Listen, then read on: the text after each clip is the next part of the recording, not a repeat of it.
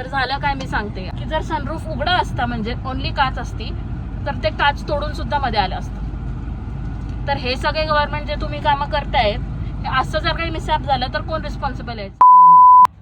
हाय guys, good morning आणि welcome back to a new vlog. तर आता वाजले सकाळचे 8 आणि आम्ही आत्ताच उठलेलो आहे. तर आता डेली रुटीन आपण स्टार्ट करू आपल्या. तर आमचं कंपल्सरी हे असतंच की वॉकिंगला घेऊन जायचं.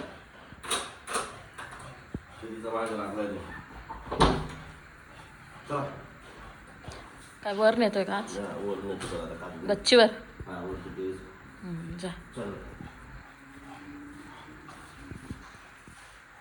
बाय बघू. हे घे, घेऊन जा. तर आता मी ठेवते आहे चहा आणि माझ्यासाठी कॉफी, कारण की मी चहा बिलकुल पीत नाही. तर दोन वेगळ्या गोष्टी बनतात आमच्या घरात, चहा आणि कॉफी रोज. आता मी चहा ठेवते. त्याचा चहा पण आता रेडी झालाय तर देऊयाला. चला घे तुझा चहा. नाश्त्याला काय काय बनवू? ढोकळा? नाही, मग कांदा काय? भजी. कांदा भजी? कांदा भजी, बटाटा भजी मिक्स. ठीक आहे, चालेल. बरोबर. मी पण आता माझी कॉफी पिते.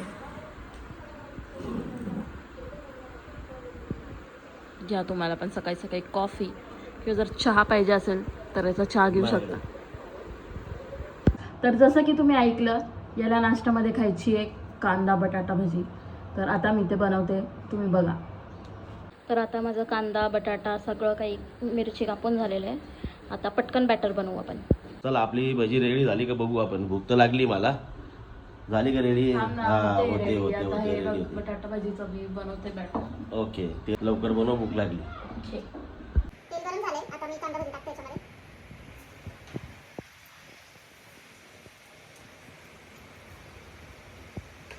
तेल एकदम प्रॉपर गरम झाले म्हणून आता एकदम क्रिस्पी क्रिस्पी बनणार आहे. तर हे बघा, आपले एकदम क्रिस्पी क्रिस्पी कांदा भजी रेडी होत आहेत. आता याच्यात मी बटाटा भजी बनवेल, पण पहिले ही कांदा भजी पूर्ण बनवून घेते, मग नंतरच ते बटाटा भजी टाकते. आता बटाटा भजी पण एकदम मस्त रेडी झालेली आहे. तर चला काढून घेऊ आणि या आपल्या प्लेटमध्ये सर्व करू. चला हे घे, भूक लागली ना तुला?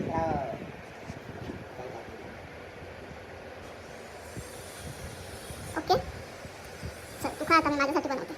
बघू, तुला पण बनवू कांदा भजी? हा माऊ? बघितलं आता सध्या खूप गरमी होते 2-4 दिवसापासून, म्हणून तर एकदम शांत शांत झालेला आहे.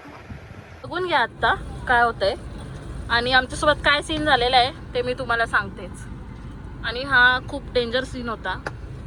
ते आम्ही 4 व्हीलरमध्ये होतो म्हणून वाचलो, नाहीतर काय झालं असतं ते काहीच आपण अज्युम नाही करू शकत. तर झालं काय मी सांगते. आम्ही 4 व्हीलरमधून निघालो आणि नांदूर नाक्याला ब्रिजचं काम चालू आहे. तर मी पुढे ते क्लिप्स अटॅच करणारच आहे की काय झालं आमच्यासोबत. आणि आम्ही जसं निघालो, इथे खूप ट्रॅफिक आहे, मी तुम्हाला दाखवायलाच. हे पहा किती ट्रॅफिक आहे, इथे सगळी ट्रॅफिक आहे. तर आम्ही तिथे उभं होतो आणि साईडलाच ब्रिजचं काम चालू आहे आणि वरतून ते सिमेंटचे दगडं आणि ते असतात ना, काय बोलतात त्यांना मला माहीत नाही, ते सिमेंट मिक्स करून ते त्या ब्रिजवर त्यांचं काम चालू होतं. आणि लिटरली त्यांनी ते पूर्ण असं खाली आमच्या सनरूफवर, आमच्या फ्रंट काचवर सगळं ते पडलं. आणि ते इतकं जोरजोरात, इतकं प्रेशरने पडत होतं. आम्ही ओरडतोय आणि ते थांबतच नव्हते. 2 व्हीलरवर जर आम्ही असतो तर काय. आणि ते प्रेशर एवढं जास्त होतं, ते जे त्यांचं मिक्सचर होतं, की जर सनरूफ उघडा असता म्हणजे ओनली काच असती तर ते काच तोडून सुद्धा मध्ये आलं असतं. तर हे सगळे गव्हर्नमेंट जे तुम्ही कामं करतायत असं जर काही मिसहॅप झालं तर कोण रिस्पॉन्सिबल आहे यासाठी? तुम्हाला मी पुढे क्लिप दाखवते काय झालेलं आहे ते, तुम्ही बघा. हे पहा, हे वरतून हे असे कामं करतात आणि आमच्या गाडीवर डायरेक्ट यांनी सिमेंट टाकून दिलेलं आहे.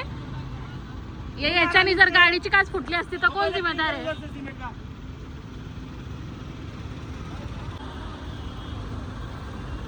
हे पहा,